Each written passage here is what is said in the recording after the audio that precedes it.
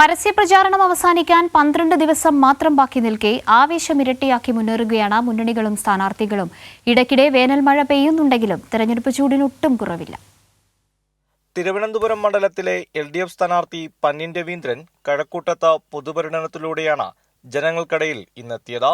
വമ്പിച്ച സ്വീകരണമാണ് ഓരോ കേന്ദ്രങ്ങളിലും ഇടത് സ്ഥാനാർത്ഥിക്ക് ലഭിക്കുന്നത്.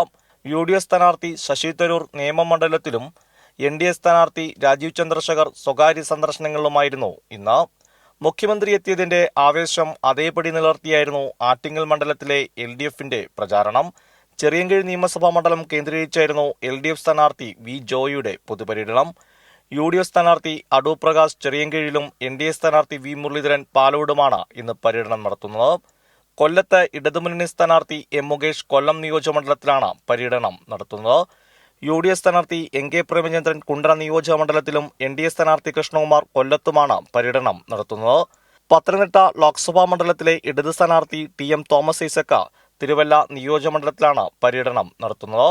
NDA സ്ഥാനാർത്ഥി അനിൽ ആന്റണിയും UDF സ്ഥാനാർത്ഥി ആന്റോ ആന്റണിയും പൂഞ്ഞാർ നിയോജകമണ്ഡലത്തിലാണ് പര്യടനം നടത്തുന്നത്. ദല്ലാൽ നന്ദകുമാറിന്റെ കോഴയാരോപണം മണ്ഡലത്തിലെ UDFനും NDAയ്ക്കും ഒരുപോലെ പ്രതിസന്ധി സൃഷ്ടിച്ചിരിക്കുകയാണ്. കൈരളി ന്യൂസ്, പത്തനംതിട്ട.